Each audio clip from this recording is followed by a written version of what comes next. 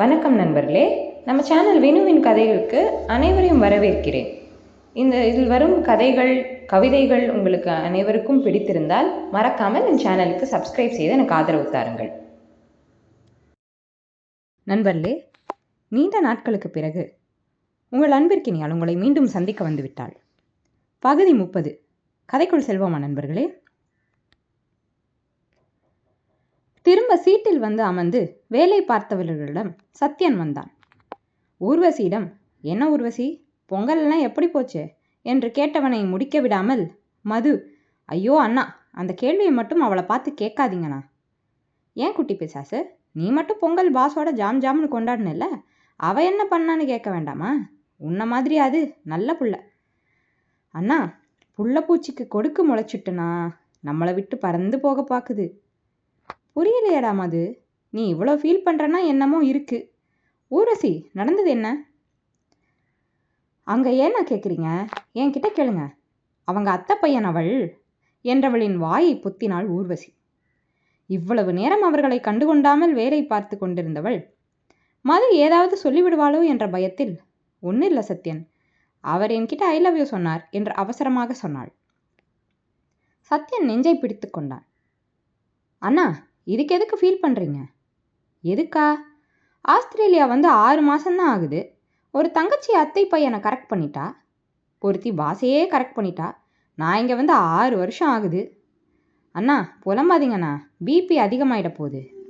ஆமாம், ஏற்கனவே ஒன்றும் செட்டால, நீ சுகர் இருக்குது பிபி இருக்குன்னு கிளப்பி விடு என்று புலம்பிக் கொண்டே கிளம்பி போனான்.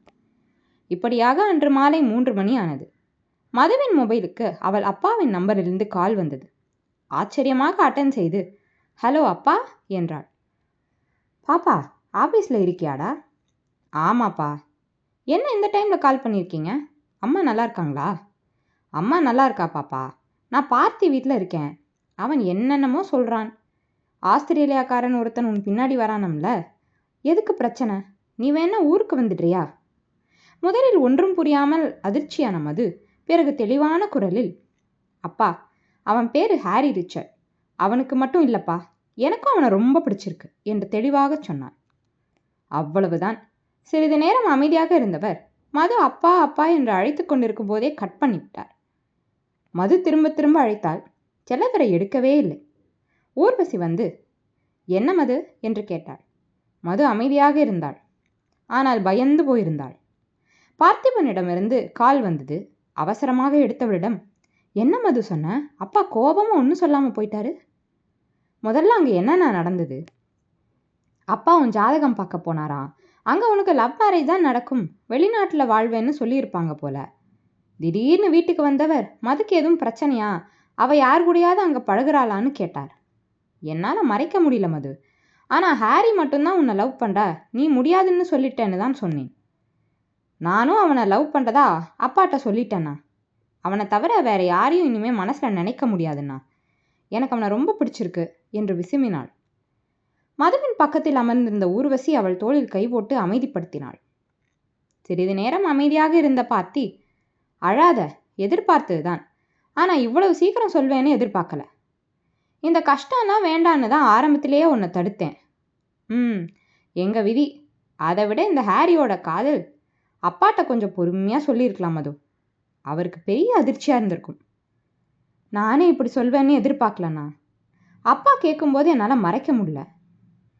சரி விடு, சொல்லிட்டல்ல, பொறுமையாக இருப்போம். நீ வீட்டுக்கு பத்திரமா போ, ஏதோ யோசிச்சு குழப்பிக்காத என்றவன் வைத்து விட்டான். சிறிது நேரத்தில் ஹாரியிடமிருந்து கால் வந்தது. என்ன பேபி, என்ன பிரச்சனை, அழறியா என்ன? அவன் கேட்டவுடன் நிமிர்ந்து கேமராவை பார்த்தவள் நடந்ததை கூறினாள். பார்த்தி சொன்ன மாதிரி வெயிட் பண்ணுவோம் பேபி, நான் வரவாங்க? இல்லை ஹாரி, நான் வீட்டுக்கு கிளம்புறேன். அம்மாட்ட வீடியோ கால் பேசி பார்க்குறேன். ஓகே பேபி, தைரியமாக இருக்கணும், நான் இருக்கேன் உனக்கு. வீட்டுக்கு போயிட்டு பேசு என்று அவன் வைத்தவுடன் ஊர்வசியிடம் சத்யனிடம் சொல்லுமாறு கூறிவிட்டு வீட்டுக்கு கிளம்பி விட்டாள் மது. வீட்டிற்கு போய் சிறிது நேரத்தில் மீனாட்சியிடமிருந்து கால் வந்தது. அம்மா, அந்த பக்கம் பதிலே இல்லை. ஏதாவது பேசுமா. உங்கள் அப்பா என்னென்னமோ சொல்கிறாரே, உண்மையா மது? ஆமாம்மா, அவனை எனக்குமே ரொம்ப பிடிச்சிருக்கு. ஓ, அப்போ என்ன முடிவெடுத்திருக்க? நான் என்னம்மா முடிவெடுக்கிறது? எனக்கு பிடிச்சிருக்கு. அதுக்கப்புறம் நீங்கள் தான் சொல்லணும். எங்கள் முடிவெல்லாம் உனக்கு முக்கியமா மது? என்னம்மா இப்படி கேட்குற? நான் என்ன பிளான் போட்டா பண்ணேன்? மனசுக்கு பிடிக்கிறத என்னம்மா பண்ணுறது?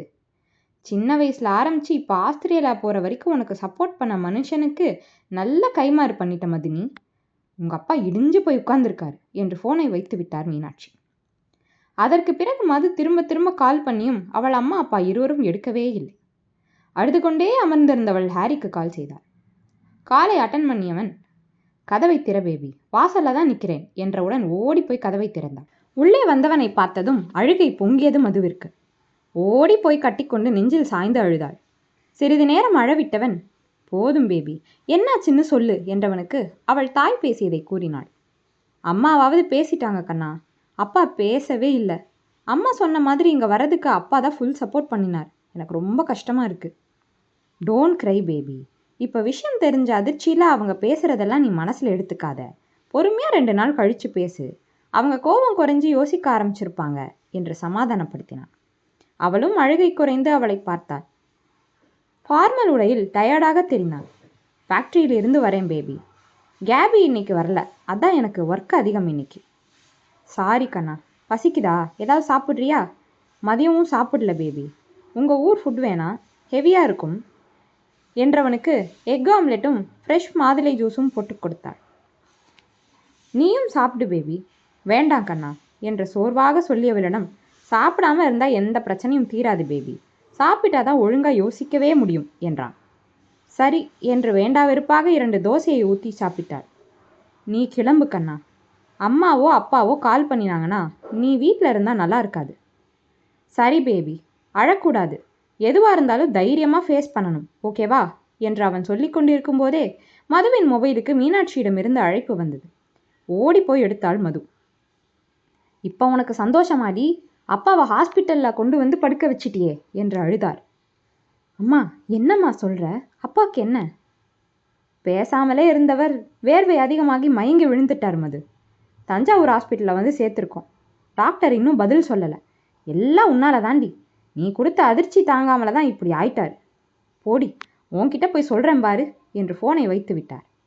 மது அதிர்ச்சியில் பேசாமல் நின்று கொண்டிருந்தாள். ஹாரி தான் அவளை உலுக்கினான். கண்ணா, அப்பாவுக்கு உடம்பு முடியலையாம், ஹாஸ்பிட்டலில் சேர்த்துருக்காங்களாம் என்றவள் கதறி அழுதவாறே அமர்ந்து விட்டாள். ஹாரி யோசித்தவன் பார்த்திக்கு கால் பண்ணினான். லயனின் வந்தவனிடம் விவரத்தை கூறியதும் தான் போய் பார்த்துவிட்டு பதில் சொல்வதாக வைத்தான் பார்த்தி. அழுகையை நிறுத்திய மது, நான் ஊருக்கு போகிறேன் கண்ணா என்றாள். நானும் வரேன் பேபி. உன்னை பார்த்த அதிர்ச்சி தான் ஆவாங்க. நான் உங்கள் அப்பா அம்மாவை வந்து பார்க்கல ஹனி. வெளியில் தங்கிக்கிறேன். ஆனால் இந்த சுச்சுவேஷனில் உன்னை எப்படி தனியாக அனுப்புறது?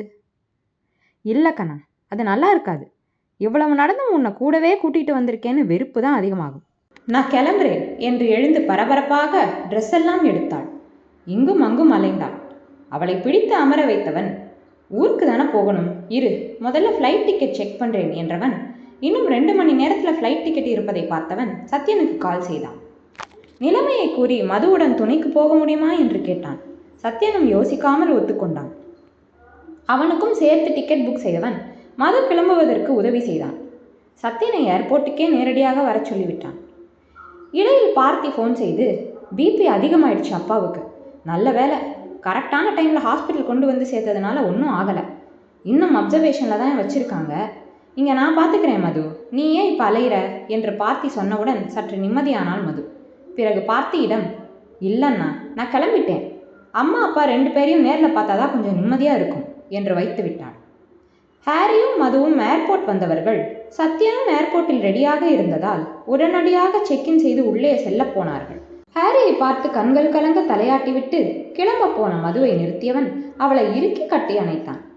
என்னால தானே உனக்கு கஷ்டம் பேபி, என்னால் உன்னாலன்னு பிரித்து பேசாத கண்ணா, இது நம்ம கஷ்டம் என்றவளுக்கு தலையில் ஒரு முத்தம் வைத்து விடை கொடுத்தான். சத்யன் அவர்களுக்கு தனிமை கொடுத்து முன்னேயே உள்ளே சென்று விட்டான். முதலில் சிங்கப்பூர் சென்று அங்கிருந்து சென்னை, அங்கிருந்து திருச்சி வரை ஃப்ளைட்டில் சென்று திருச்சியிலிருந்து காரில் சென்றார்கள். சத்யன் மதுவை முடிந்தவரை தொந்தரவு செய்யாமல் அவனே எல்லாவற்றையும் பார்த்து கொண்டான். இடையில் டிரான்சிட்டில் இருக்கும்போது மட்டும் ஹாரி கால் பண்ணி மதுவிடம் விசாரித்து கொண்டான். காரில் நேராக ஹாஸ்பிட்டலுக்கே சென்று விட்டாள் மது. அவள் சென்று சேரும்போது மறுநாள் 12 மணி ஆகிவிட்டது. மது வருவது தெரிந்து வாசலிலேயே நின்ற பார்த்தி அவள் இறங்கியவுடன், அப்பா நல்லா இருக்காரு மது, வேர்க்க ஆரம்பிச்ச உடனே நல்ல வேலையா அம்மா உன் பெரியப்பா பையன் தினேஷ்னு இருக்கானே அவனை கூப்பிட்டு காரை எடுக்க சொல்லி சீக்கிரம் ஹாஸ்பிட்டல் வந்துட்டாங்க. லேட்டாக இருந்தால் அட்டாக் வந்திருக்குன்னு டாக்டர் சொன்னார். நீ எதுவும் அவரை டென்ஷன் பண்ணிடாத மது என்றான். அவனுக்கு சோர்வாக தலையாட்டியபடி உள்ளே சென்றாள் மது. சத்யன் பார்த்தியோடு வெளியிலேயே நின்று விட்டான். செல்லதுரை கண்மூடி படுத்திருக்க பக்கத்தில் சேரில் கண்மூடி கன்னத்தில் கை வைத்து அமர்ந்திருந்தார் மீனாட்சி. அம்மா என்று மது அழைத்ததும் மீனாட்சி கண் விழித்து மகளை பார்த்தவர் அவசரமாக எழுந்து வந்து மகளை கட்டிக்கொண்டார். மதுவிற்கு கண்ணில் நீர் வழிந்தது. அப்பாவை பாத்தியாடா, ஒரு தலைவலி காய்ச்சல்னு படுக்காதவர் இப்படி வந்து படுத்திருக்கார் என்று அழுதார் மீனாட்சி. மது நிமிர்ந்து தன் அப்பாவை பார்த்தாள். செல்லதுரை மது அம்மா என்று அழைக்கும் போதே கண் விழித்து விட்டார். மது நிமிர்ந்து பார்த்ததும் கண்களை மூடிக்கொண்டார். மெதுவாக அவர் பக்கத்தில் சென்றவள் அவள் கைகளை பிடித்து கொண்டு சாரிப்பா என்று சொல்லிவிட்டு அவர் கட்டிலேயே அமர்ந்து விட்டாள். மீனாட்சி அவரை எழுப்ப போனார். மது, வேண்டாம்மா, ரெஸ்ட் எடுக்கட்டும் என்றவள் எழுந்து வாசலில் சத்யன் எங்கே என்று பார்ப்பதற்காக கிளம்பினாள். அவள் திரும்பியவுடன் செல்லதுரை மீனாட்சியிடம், அவகிட்ட வருண கல்யாணம் பண்ணிக்கிறதுக்கு சம்மதம் கேளு மீனாட்சி என்றாள். உங்கள் அன்பிற்கினியால் மீண்டும் உங்களை சந்திக்க வருவாள் நண்பர்களே. அதுவரை காத்திருங்கள். இந்த கதை உங்களுக்கு பிடித்திருக்கும் என நம்புகிறேன். மறக்காமல் இந்த சேனலுக்கு சப்ஸ்கிரைப் செய்து எனக்கு ஆதரவு தாருங்கள். நன்றி.